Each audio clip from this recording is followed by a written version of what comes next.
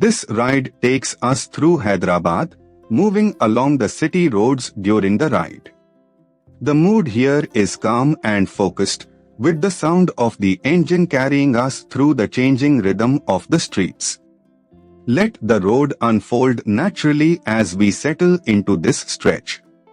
A little further along, this part of the route shows a grounded side of Hyderabad, where everyday movement defines the street.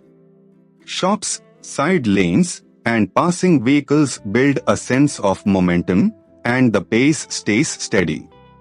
It is the kind of stretch where the ride feels less like a destination and more like a continuous observation.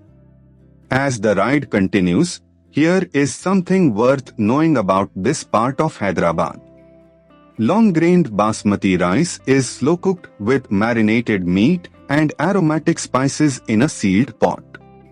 That local detail adds depth to what might otherwise seem like a simple road, and it reminds you that every ride here passes through layers of history and routine.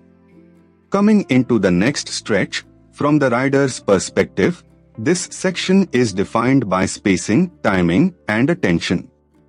Traffic flows in its usual unpredictable pattern, so every opening on the road matters. The experience becomes less about speed and more about reading the street early, staying smooth, and keeping the ride controlled. Further down the route, as the route continues, the presence of history Charminar gives this stretch a stronger sense of place. Landmarks like this help anchor the ride because they turn a moving sequence of roads into something memorable.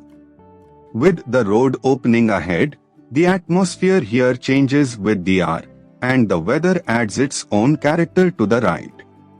The road noise, light, and movement around the bike all combine into a very specific riding mood.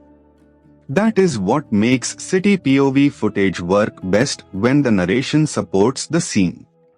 As this ride through Hyderabad comes to a close, the journey may be simple, but the texture of the road, the city, and the ride itself is what makes it worth watching.